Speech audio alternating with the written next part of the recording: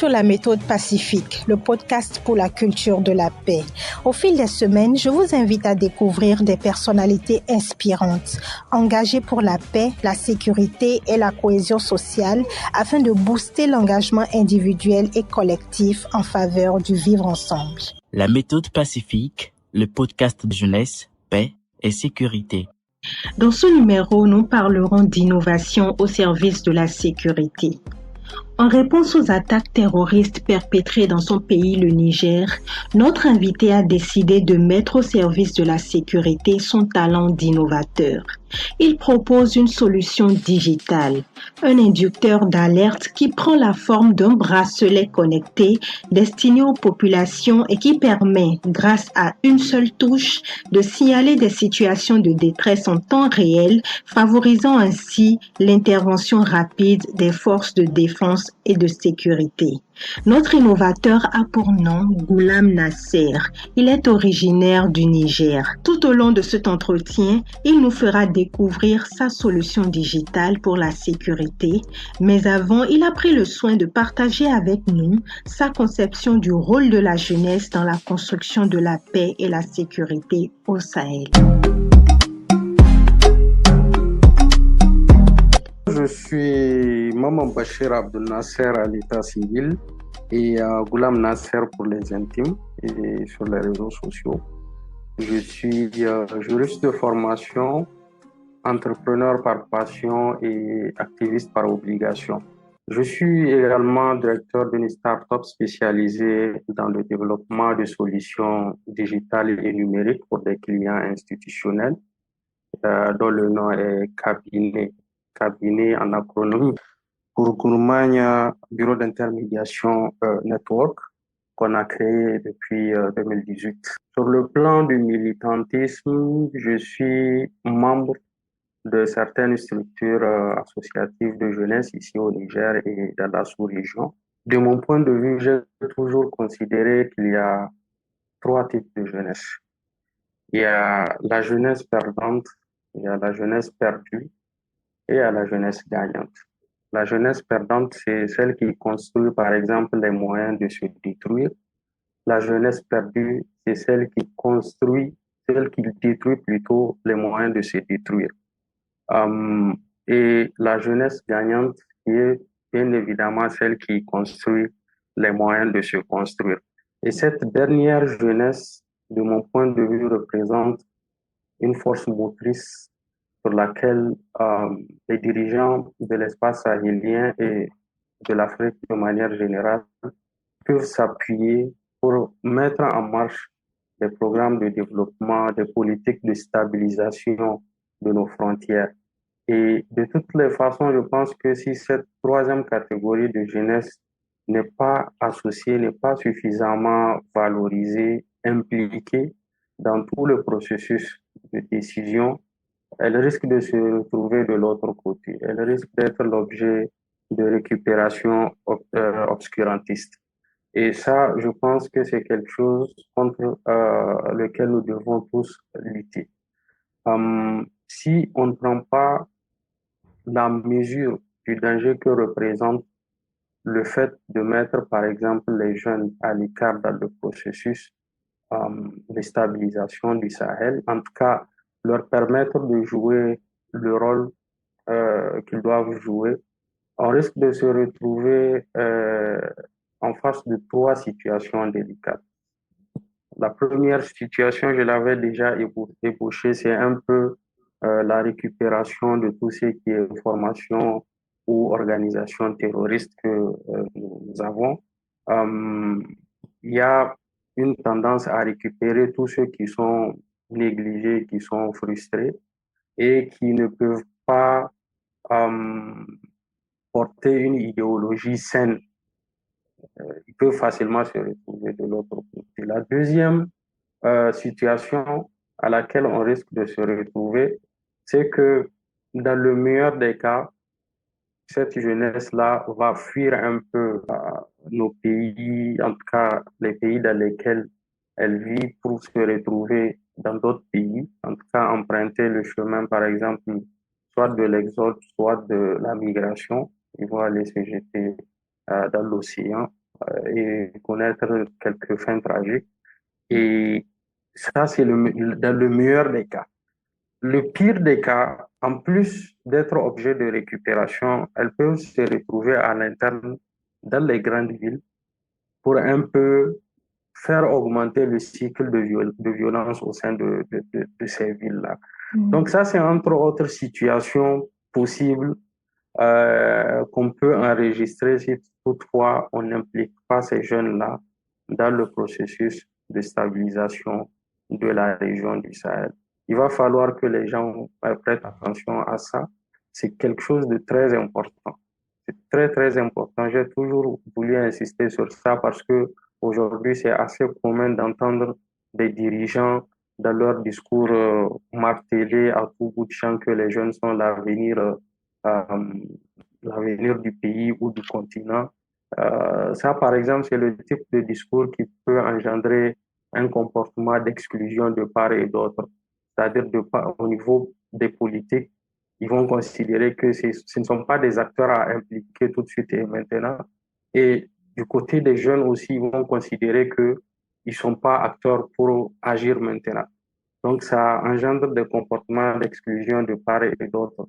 Il va falloir qu'on revienne à responsabiliser ces jeunes-là et leur donner la mission de porter, par exemple, les stratégies de stabilisation de leur pays, de leur communauté, d'abord ensuite de la région du Sahel, qui est suffisamment confrontée à une situation d'insécurité diverse où on a, quand on fait le profilage, on a de l'autre côté des groupes terroristes qui revendiquent des motifs idéologiques, on a des groupes terroristes qui ont des motifs économiques, on a des groupes terroristes qui sont dans le fond plus irrédentistes, c'est-à-dire qui réclament des portions du territoire et qui se retrouvent tous à combattre les armées régulières. Donc, il va falloir que au sein de cet espace-là, qu'on mette les jeunes en avant, pas pour aller les sacrifier comme on pouvait le voir dans certains pays, mais pour qu'ils soient pleinement acteurs de la paix et ambassadeurs de la paix. Je pense que aujourd'hui on est arrivé à suffisamment prouver nos capacités à faire les choses et à bien les faire. Ce serait du gâchis de dépenser après des milliards pour aller chercher des compétences extérieures alors qu'on les a au niveau local. Nous aussi, les jeunes de manière générale, prennent conscience du potentiel qu'ils représentent en matière de changement économique, politique, culturel, social, etc.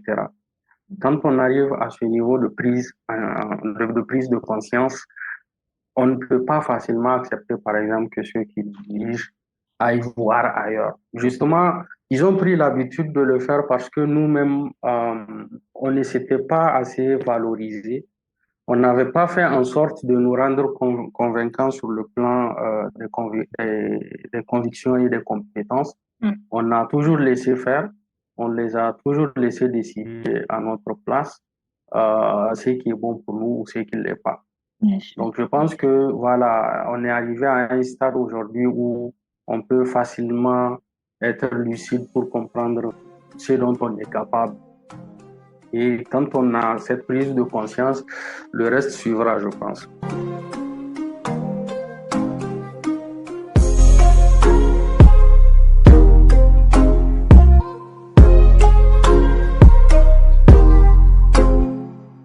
Je suis le responsable de cabinet KBINET. Et je disais tantôt que ce que nous faisons au sein de cette start-up, c'est plus de développer des solutions digitales qui sont la plupart du temps des objets connectés. Je suis arrivé à créer cette start-up parce que il y avait une compétition au plan national dans le domaine de l'innovation où on disait à tous ceux qui ont un projet d'innovation de venir postuler sans distinction professionnelle.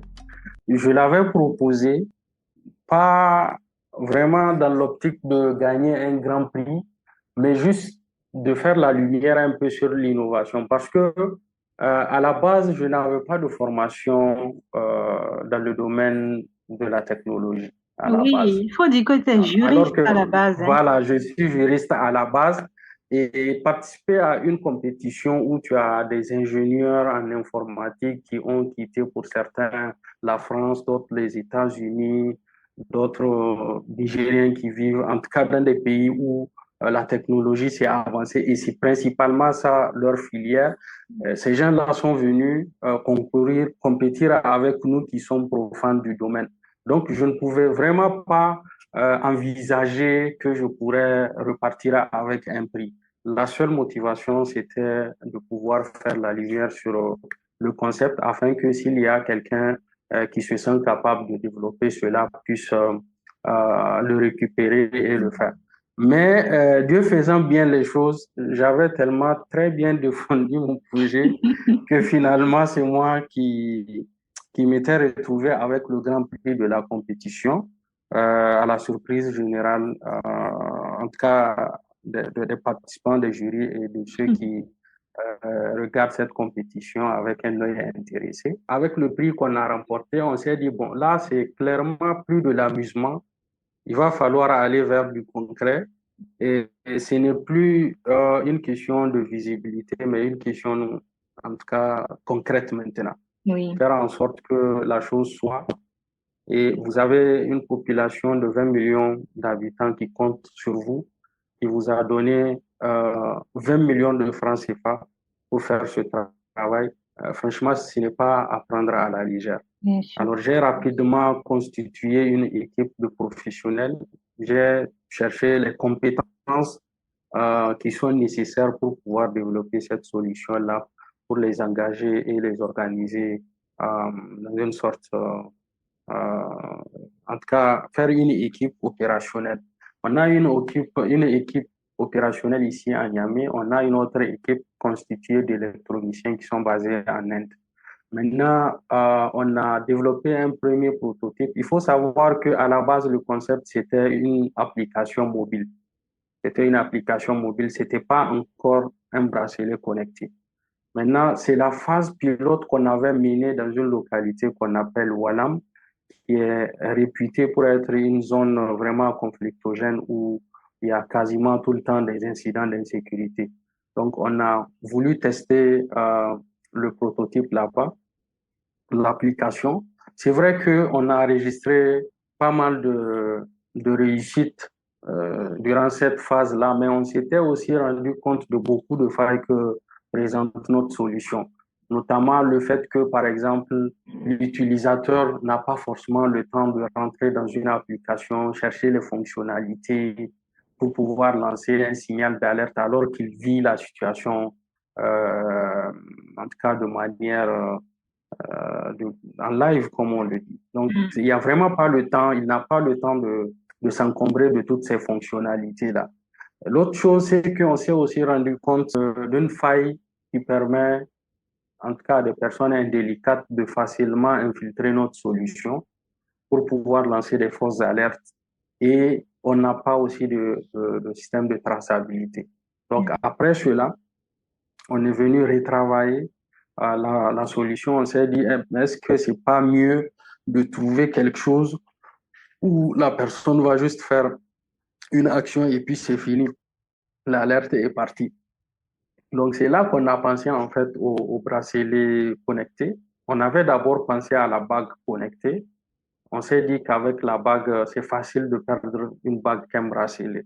Donc, on va mettre le bracelet en relief. Après, peut-être, dans un kit qu'on va proposer, on pourra intégrer la bague.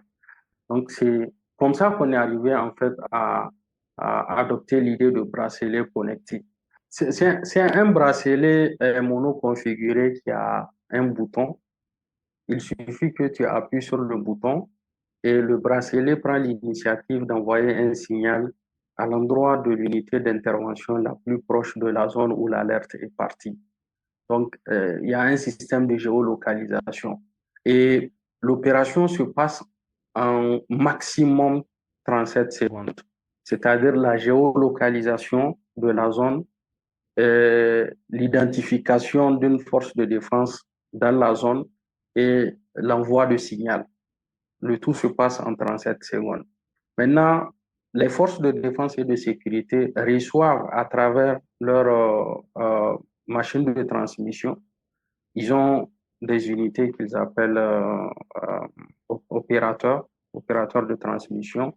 Donc, ils reçoivent le signal là-bas et la position d'où le signal est parti. Maintenant, ils peuvent facilement intervenir ou ne pas intervenir en fonction de la nature de l'alerte qu'ils ont reçue. Parce que on a identifié 3 catégories de détresse. La première, c'est l'attaque. La deuxième, c'est l'agression. La troisième, c'est l'enlèvement. Et pour chaque situation de détresse, il y a 3 niveaux de gravité. Il y a par exemple l'imminence, c'est-à-dire que c'est imminent qu'une attaque se passe. La personne sent qu'il y a une attaque qui va se passer. Elle peut déjà, à ce moment précis, décider d'envoyer le signal. Ou alors la personne vit l'attaque. Donc ça, c'est un deuxième niveau de gravité. La personne envoie, ou alors la personne vient juste de subir l'attaque. Les auteurs ont pris la fuite, il a besoin d'être secouru. Là encore, il peut envoyer. Donc voilà un peu les 3 niveaux pour chaque catégorie de détresse. Et avec On un avait, seul bouton, il n'y a oui, avec une seule touche sur le bracelet. il y a qu'une seule, par exemple, pour le signal unique, il y a qu'un seul bouton. Celui qui comporte les 3 niveaux de gravité, c'était au niveau de l'application qu'on avait prévu ça. Actuellement, sur l'application, quand on rentre, on peut retrouver ces niveaux de détresse. Mais quand on a fait le signal unique où c'est un seul bouton que tu envoies, là, c'est vraiment, il n'y a pas moyen de savoir on est à quel niveau de gravité. Donc, on a fait en sorte que ce soit vraiment le deuxième niveau où la personne est en train d'être attaquée. Parce qu'on s'est dit c'est le moment le plus crucial peut-être pour intervenir. Parce que justement, les cas de suspicion que les forces de défense et de sécurité reçoivent révèlent après que souvent la personne a juste été prise de panique et que ce n'est pas forcément un danger réel qui était là. Donc, pour un peu éviter cela, on s'est dit il faut prendre uniquement la situation réelle d'une attaque ou d'une agression ou d'un enlèvement.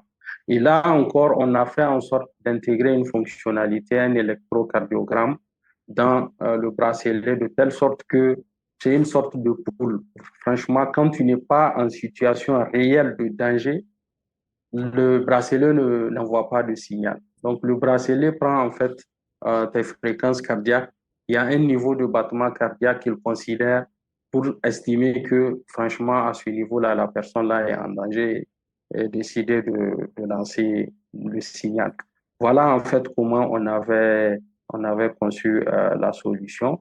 Et on est toujours en train de la tester, de l'améliorer davantage pour que ça réponde véritablement aux besoins de liaison entre les populations et les forces de défense et de sécurité.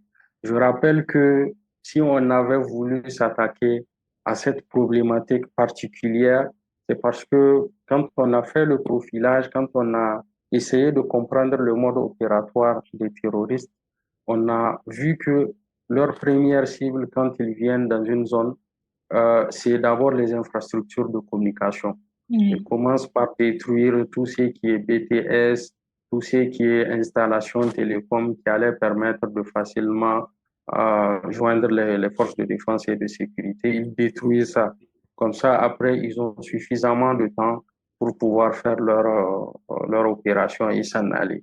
Donc là, on s'est dit, plutôt que de relier notre solution à des infrastructures de communication physiques qui peuvent être prises pour cible, il va falloir utiliser des moyens satellitaires. Aujourd'hui, si le Niger veut entreprendre une initiative d'ampleur en matière de sécurisation de son territoire, le Niger doit le faire en concertation avec certains de ses voisins comme le Bénin, comme le Mali, le Burkina, avec lesquels il est plus frontalier.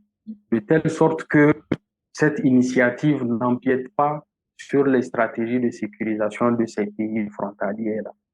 Donc, il y a ces accords-là qui font en sorte que c'était une difficulté pour nous de partir avec une initiative vers le gouvernement pour laquelle forcément il ne va pas tout de suite avoir lui-même le OK de la part de ses voisins. Voilà. La deuxième difficulté, c'est au niveau des forces de défense et de sécurité.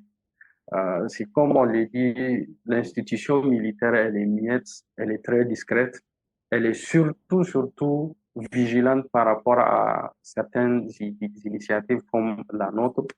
S'il n'y avait pas eu autant de phases de tests pour les mettre en confiance, ils ne vont pas tout de suite accepter La solution. de venir la solution.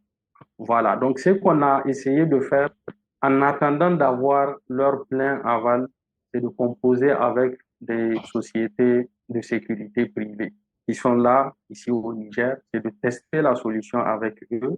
Une fois qu'on a enregistré le succès, c'est de présenter ça maintenant de l'autre côté aux forces de défense et de sécurité pour que ces forces de défense et de sécurité voient que c'est réellement du concret. Mais je précise qu'au début, quand même, ils ont accepté, puisque quand on était encore dans la ferveur de la compétition, on n'avait pas eu de difficulté à collaborer avec et le gouvernement et les militaires. Mais par la suite, les choses étaient plus corsées. Et je pense que c'est encore à nous de faire un travail de communication autour de la solution pour leur montrer que ça ne représente pas forcément un danger d'infiltration extérieure et de travailler aussi sur ça.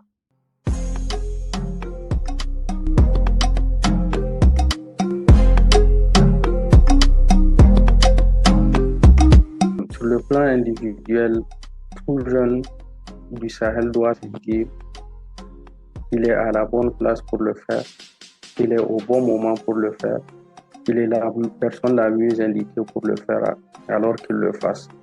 Il ne faut pas qu'il attende que d'autres personnes viennent le faire à sa place. Ça, c'est vraiment ce que je voudrais que les jeunes, de manière générale, retiennent comme message de ma part et que dans tous les secteurs dans lesquels ils excellent, eh bien, qu'ils essayent de donner le meilleur exemple d'eux-mêmes. Ils essayent d'écrire une histoire dans leur domaine pour que même si après ils vont échouer, qu'ils ne soient pas accusés de n'avoir rien tenté. La méthode pacifique, le podcast de la culture, de la paix. Goulam Nasser a été l'invité de ce numéro. Pour la sécurité, il a conçu un bracelet connecté destiné à la population et qui permet, grâce à une seule touche, de signaler des situations de détresse en temps réel, favorisant l'intervention rapide des forces de défense et de sécurité. Merci à vous d'avoir suivi ces échanges. Portez-vous bien.